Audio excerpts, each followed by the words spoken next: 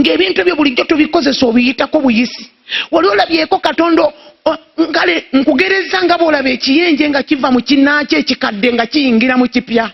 Kyekisa Katonda kyaleetedde ekkanisa ya Kristo.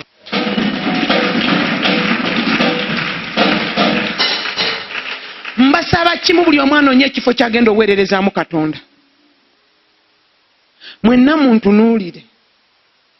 Buli muntu anoonye ekifo ky'agenda okuweererezaamu Katonda. Ne bw'oba toweereza wano, genda onoonyeyo ka space Katonda wagenda okutandika okukulabira. Ne bw'obanga ku kyalo kyammwe kuliko akakadde, tandika okukawa kiro ya sukaali kale ne bw'ebeemu. Nkiddamu, ekipya ekizze ku kanisa oteekeddwa kitapinga. Wangi?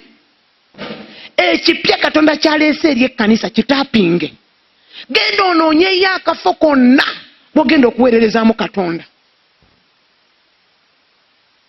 Genda onoonyeyo ka space weekati nga Katonda bw'ayima mu bwa Katonda bw'ayina wakulabira.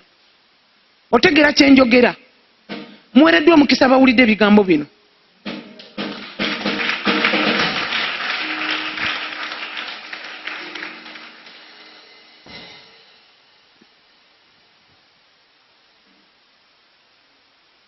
Waliwo ebintu ebipya ebibadde bitannakolako Katonda by'abikkudde. Era n'enjigiriza ogenda giwulira. Mwabawuliza enjiri za rediyo mugenda kuwulira. Waliwo abaana ba Katonda engeri gye babadde bamatiridde ne we bali. Era ng'obikola nga aziyuzo mmire kujja wano kubuulira lancawa nga bulijjo n'okkutiraawo. Waliwo ebipya ebibadde bitannakolako. Era bulijjo obadde oddayo ewaka nga bulijjo n'osabayo akasalako akampi ne weebikka. Njagala owaanyisa obwongo bw'oliwo ekipya Katonda ky'abikkudde eri ekkanisa. Bwe ŋŋamba nti akibikkudde eri ekkanisa kisukkuluma kwene eyaffe. Njogera ekkanisa mba njogera ku bantu abasabira mu kkanisa. Oba yaawa n'oba yaawa. Nkukuutira genda onoonyeyo akafo Katonda waakulengerera. Otegeera kye njogera? Genda onoonya kyonna kye kitwala Katonda akwagale genda okikole. Kyonna kye kitwala Katonda akwagale genda okikole. Kyonna kye kitwala Katonda akulengere wooli. Ne bw'oba okeera bukezi n'oyoza payipu eno ey'omu kkanisa gikole. Gyoze. Faayo okulaba nti gy'oli ovaayo Katonda abeeko waakulengera. Mutegedde kye njogera? Wangi? Kola kyonna kye kitwala Katonda okukwagala.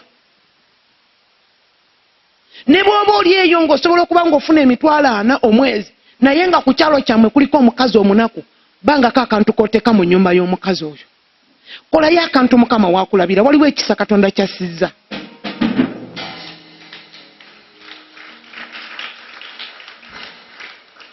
Kola kyonna kye kitwala. Funayo akantu konna Katonda okkulaba. K'okola ng'okakolera Katonda. Ne bw'oba tekikolera wano mu kkanisa eno. Oba okola ki? Oba ogenda mulago otandika okulaba abalwadde. Nze mbagambye waliwo ekisa Katonda kyaleese mu kkanisa. Aleluya. Naye kye buliva ne gye buliraga amafuta gatapingibwa bagezi. Amafuta gatapingibwa bagezi gye buliva ne gye buliraga. Teri muntu musiru afuna amafuta Katonda abikkuddewo. Ng'abikkudde bw'ati abagezi bagafuna. Nze nanze ne mu service esoose nanze waliwo ekipya Katonda ky'abikkudde eri abaana be. Ate akibikkulidde mu kiseera kino nga eri mu kutya. Akibikkulidde mu kiseera kino ng'abantu bali mu bunkenke. Abantu balina ebintu balaba ku Facebook ne bibakaabya amaziga. Waliwo n'abamu abatandise okufuluma amaduuka gaabwe nga bagenda mu byalo. Waliwo n'abamu abali eno nga bagenda mu byalo bagenze kulima mmere genda bayamba mu biseera by'entalo. Kati akayuguumaako ng'ensi yeeraliikiridde Katonda asitukidde mu kkanisa. Katonda asitukidde mu kkanisa. Kankiddemu Katonda asitukidde mu kkanisa. Waliwo ebintu ebipya ebibadde bitannakozesebwako ekkanisa byebadde tennakozesa. Enjigiriza empya, embuuliro empya, embikkulirwa empya, amagezi amapya, okutegeera okupya, era abantu bagenda kudduka ensi nga bayingira ekkanisa.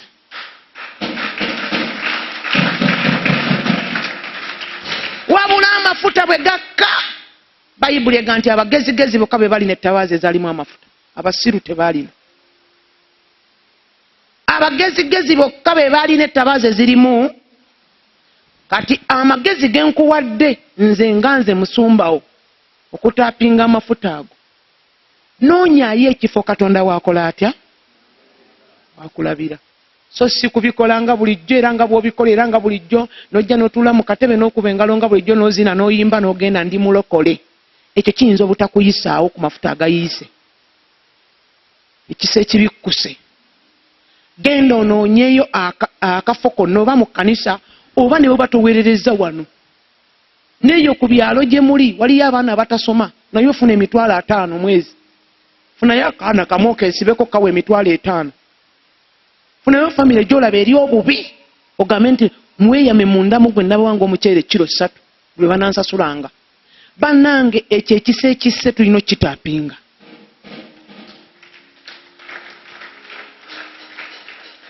Aleluya. Noonyaayo ekifo Katonda mwakulengerera ng'asobola okukulaba nga feesi yagimanyi.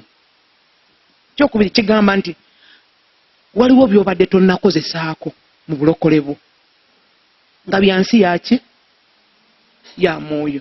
Ensi y'ey'omwoyo obadde wagirimitinga, obadde walimitinga ensi y'omwoyo ng'olowooza nti ekomaawo, era ng'ebintu byo bitwalanga bulijjo wagifuula ddiini, era osabanga bulijjo bw'osaba ne weegayiriranga bulijjo weegayirira bitwala bw'otyo n'okomaawo.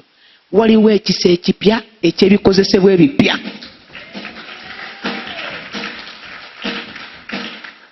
Aleluya. Era abagezigezi bagenda okuyingira mu mafuta amapya agaweereddwa ekkanisa. Waliwo amafuta amapya Katonda gayiye ku kkanisa. Waliwo ekitiibwa ekipya ekigenda olabikira mu kkanisa. Waliwo abantu abagenda okuyingira mu kkanisa. Waliwo enjigiriza etali ya bulijjo egudde ku basumba. Waliwo omukono gwa Mukama ogw'ekika ekyawaggulu ogugudde ku kkanisa mu linnya lya Yesu.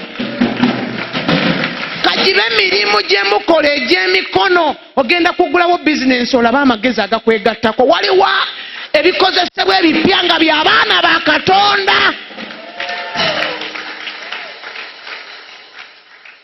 Ebikozesebwa ebipya nga by'abaana ba Katonda. Yimirira empewo y'omwoyo omutukuvu ekufuweko. Yimirira. Yogera nange nti ayi Mukama, kye wanzijjira e Misiri leka kituukirire. Ayi Mukama, kye wandokolera leka kituukirire. Kye wandetera mu maaso go leka nkifuuke.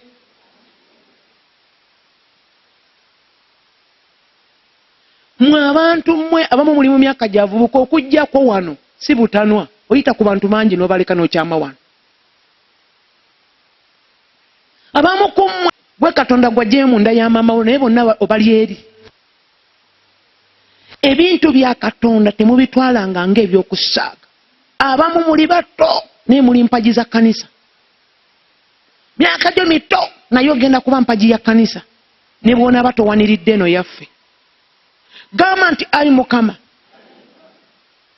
kye wandetera mu maaso go leka kituukirire.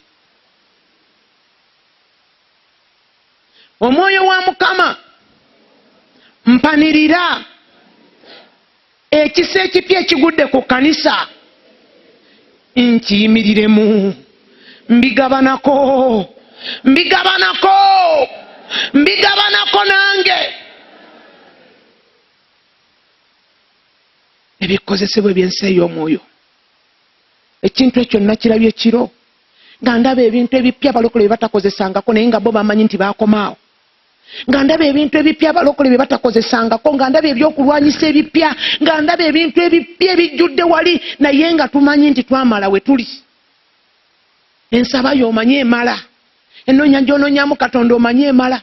Era ekintu ekyo neebaza Mukama olw'okusiiba kw'ennaku 30 agali mu kifo kino. Nyingira mu kisa ekipya ekyokuweereza nga bwe mbadde siweerezangako.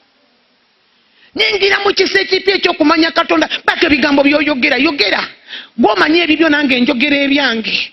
Waliwo okubikkulirwa okupya kwe nina okuyingiramu mu linnya lya Mukama. Nyingira mu kubikkulirwa okupya engeri gye mbadde sibikkulirwa nate. Waliwo ebikozesebwa bye mbadde nina okumala ebbanga naye bikaddiye leero. Nyingira mu bipya mu linnya lya Yesu. Waliwo ekisa kya Katonda ekirese ebipya. Amafuta g'okusaba amapya gabeegattako. Olina engeri gy'ogenda okutandika okuwulira Katonda. Abantu bagwa mu mikwano abasajja n'abakazi. Ogenda kutandika okugwa mu mukwano ne Katonda ng'owulira omwagala, ng'owulira otambula naye, ng'owulira olina okuba ne Katonda, ng'owulira tosobola kwebaka nga tomwogeddeko. Kubanga ebyokulwanyisa ebipya bibadde bitannakolako bibikkuliddwa. Bibikkuddwa ebyokulwanyisa ebipya. Ebikozesebwa ebipya, ebintu ebikozesebwa ebipya n'ebiri bya nsi ya mwoyo bannange. Sogera ku maseffuliya n'amafaliso, sogera ku mabaafu n'amabinika. N'ebiri ebintu by'amaanyi bya nsi ya mwoyo ebiyiise.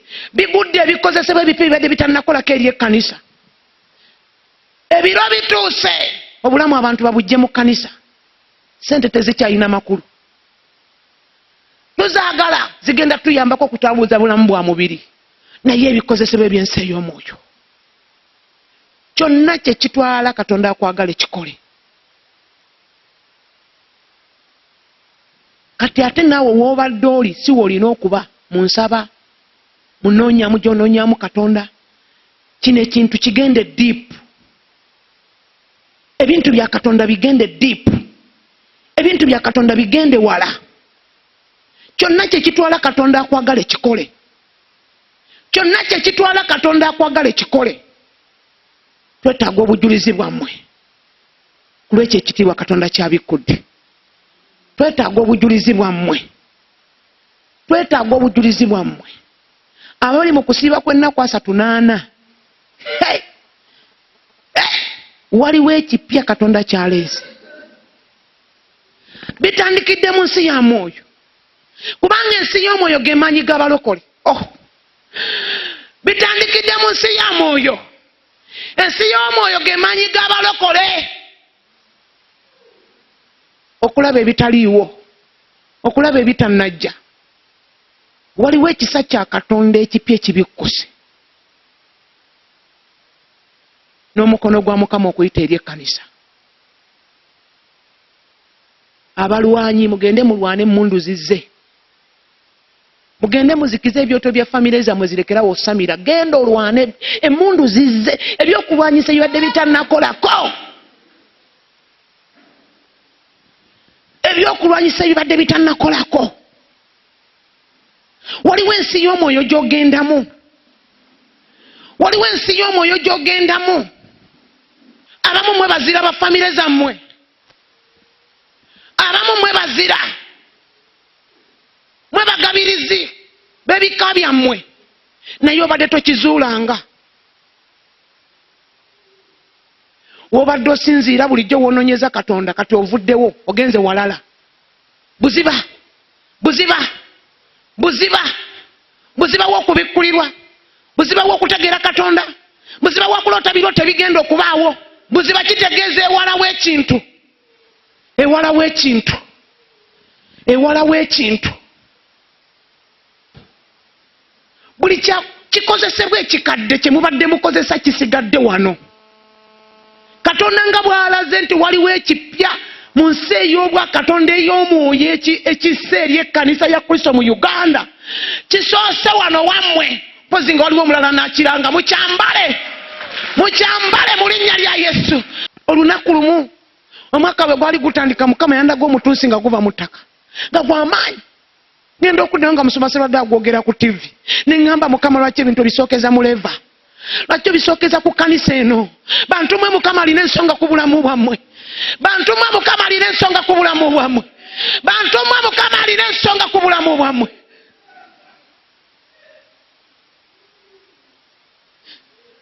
Yes. Ebyokulwanyisa bibadde bitannakolako. Ebyokulwanyisa bibadde bitannakolako.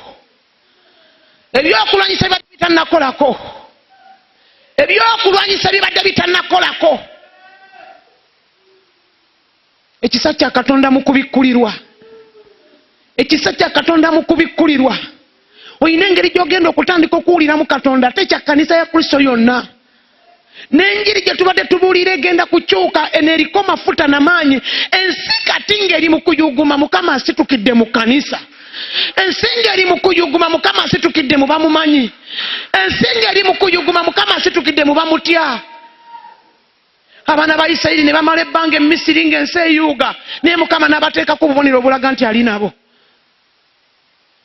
Oyingira mu kisa ekipya, oyingira mu nsaba empya, bulijjo obadde osaba naye waliwo wobadde tonnatuuka. Gamba nange ebigambo bino nti ntuuka we mbadde situukanga. Ndi mu nsi ya mwoyo nno kati. Ndi mu nsi ya mwoyo gye ndiko.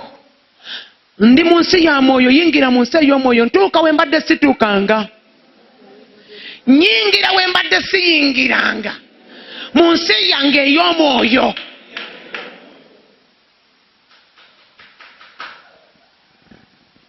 Katonda abawe ssente muyambe abanaku. Katonda abawe ssente muyambe abanaku. Waliwo okubikkulirwa okupya Katonda kwaleese eri ekkanisa. Lekeraawo okutambuliza omutima gwo mu nnaku eyakuluma emabega. Mukama aleese embeera empya.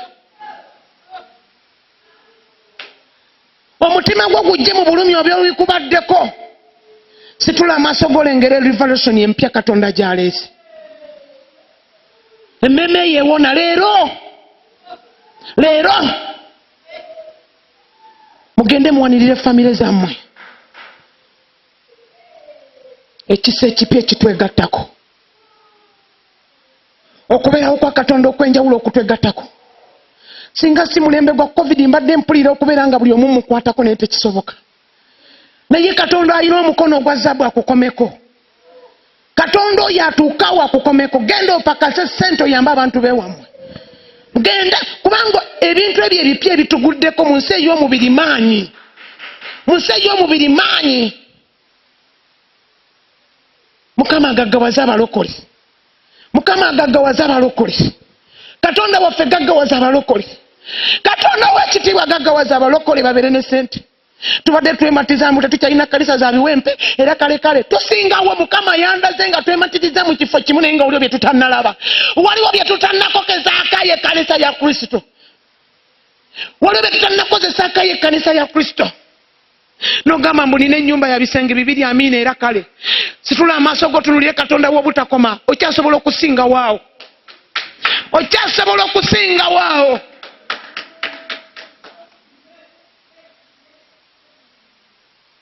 Mukama tukwebaziza ettuntu lya leero. Tukusiima olw'okubikkulira okupya kwe waleese nga ndi mu maaso g'ekiro. Waliwo ekisa ekipya ekitwekkaseeko n'ensi enaalaba nti ekkanisa erina omukisa. Waliwo ekisa ekipya ekitwegaseeko n'ekkanisa ya Kristo egenda kulabibwa nti erina omukisa. Abamawanga bagenda kudduka nga bajja mu maaso ga Mukama. Kubanga abaana ba Isirayiri ettutumu lyabwe lye baalina e Misiri, waliwo n'ababagoberera naye nga tebaali Bayisirayiri. Waliwo n'abaatambula olugendo ne babagoberera naye nga tebaali Bayisirayiri, babeerippako olw'ebikulu eby'amaanyi Katonda bye yali akola. Yogera nange ebigambo bino nti ayi Mukama, nga bwe kitandikidde wano. Yogeza amaanyi nti ayi Mukama, nga bwe kitandikidde wano. Ndi omu ku bo abagenda okulabisibwa n'akabonero ako.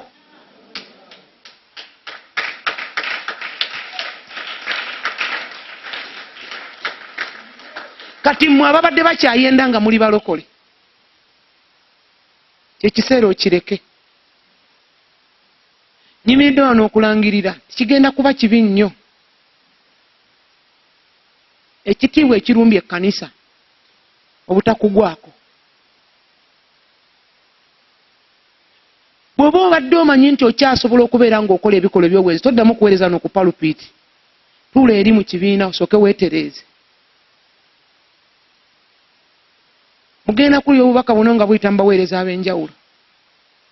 Naye lwaki kitandikidde ku ffe? Mukama tulinako ensonga. Mukama munoonya ekimala. Mbw agambye mbw ekyo tekimala. Olina kweyongerayo. era ndi mulokole ekimala agambe nti obwo bulokole bwo bwolina kati waliwo bwobadde tonnayingiramu. Buli kimu kipya, buli kimu kipya. Mwabalina emirimu gy'emikono mugende mukole mu bupya. Nange kenyini wano mu buweereza embeera y'okulowooza nti nzija n'embulira lanca wanga bulijjo si bwe kirina okuba. Waliwo okubikkulirwa okupya, okugenda mu bipya. Sabye ekisa kya Katonda obeera omu ku bagenda okugabana ekintu ekyo. Kigenda kutambula eggwanga kibune ensi yonna, naye tukitwala okubeera ekyaffe kubanga kisookedde ku ffe mu Kristo Yesu omwana wa Katonda omulamu. Kuba engalo nga z'amaanyi.